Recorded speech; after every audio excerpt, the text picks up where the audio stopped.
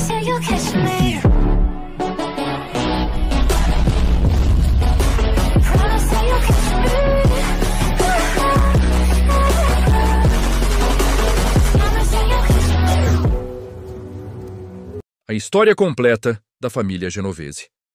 A família Genovese é a única das 5 famílias a traçar sua linhagem diretamente ao chefão original da máfia americana, Giuseppe Joe The Boss Masseria.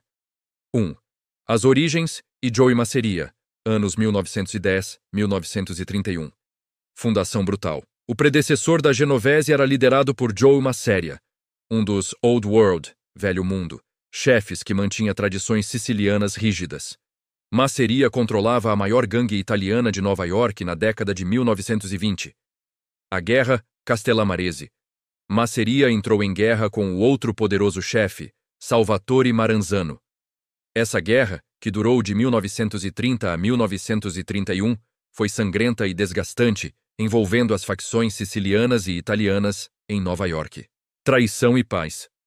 A guerra terminou quando um dos capitães de Masseria, Charles Lucky Luciano, planejou a morte de seu próprio chefe.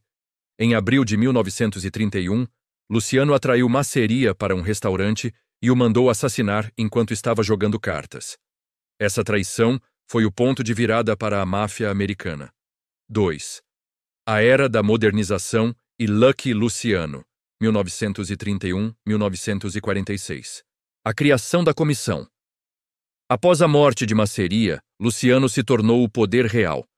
Ele matou Maranzano logo depois e, em vez de se declarar chefe dos chefes, ele instituiu um sistema democrático, ou oligárquico, a comissão. O novo código.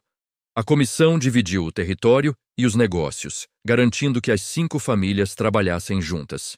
Luciano modernizou a máfia, focando nos negócios, jogos, prostituição, sindicatos e colaborando com gangues não italianas.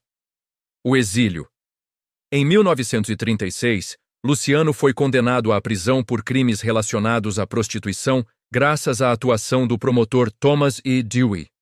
No entanto, ele continuou a chefiar a família da prisão. Durante a Segunda Guerra Mundial, ele fez um acordo com o governo dos Ciarcicoras para ajudar a proteger os portos de Nova York de sabotagem. Em troca, sua sentença foi comutada e ele foi deportado para a Itália em 1946. 3. A Era de Frank Costello, o primeiro-ministro, 1946-1957. O chefe subterrâneo. Com Luciano na Itália, o comando foi para seu fiel tenente, Frank Costello. Costello era chamado de o primeiro-ministro por sua habilidade em fazer amigos entre políticos e juízes e por sua aversão à violência desnecessária. Ele transformou a família em uma potência nos jogos de azar e na influência política. Rivalidade. A ambição de Vito Genovese, que havia sido o subchefe de Luciano, representou uma ameaça constante a Costello. Genovese queria restaurar a velha escola e odiava o estilo de vida ostentoso e as ligações políticas de Costello. O tiro. Em 1957, Genovese ordenou o assassinato de Costello. O assassino disparou, mas Costello foi apenas ferido. Percebendo a mensagem, Costello se aposentou e entregou o controle da família a Genovese, garantindo que a família Genovese não sofresse uma guerra interna. 4. A Era de Vito Genovese e a Convenção de Apalachim, 1957-1969. A tomada de poder. Vito Genovese, que deu o nome atual à família, era brutal e tradicional. Ele chamou um encontro nacional da máfia em 1957, conhecido como a Convenção de Apalachim, para se coroar o chefe dos chefes. O desastre de Apalachim. A polícia local invadiu a reunião em Apalachim, Nova York, prendendo dezenas de chefes de todo o país. O evento expôs a existência da máfia ao público e ao FBI, que até então minimizava o crime organizado, sendo um desastre de relações públicas para a Cosa Nostra. Prisão e continuidade. Em 1959, Genovese foi condenado por tráfico de drogas, uma condenação que muitos acreditam ter sido orquestrada por seus rivais, incluindo Lucky Luciano, do exílio, e Frank Costello. No entanto, mesmo da prisão, Genovese conseguiu manter o controle da família até sua morte em 1969. 5. A era dos chefes de rua, pós-1970, o Rolls-Royce da máfia. Após Genovese, a família adotou uma tática de liderança conhecida como chefe de rua ou comitê de liderança. O chefe real muitas vezes operava nos bastidores, usando vários chefes de fachada, e ocasionalmente sem saber que eram chefes, para desviar a atenção do FBI. O silêncio. A Genovese se tornou mestra em manter o código de silêncio.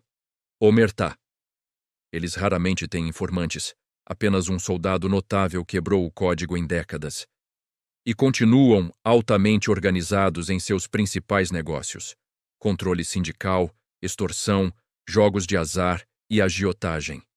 Eles são a única família que nunca teve um chefe condenado por acusações de rico. Lei contra organizações de extorsão. Situação atual. A família Genovese continua a ser considerada a mais poderosa, organizada e secreta das 5 famílias. A estrutura de liderança é obscura, mas eles mantêm uma presença forte em Nova York, Nova Jersey e na Flórida. A história da família Genovese é uma história de adaptabilidade, da brutalidade do velho mundo ao sofisticado crime de colarinho branco, sempre mantendo o silêncio e o poder.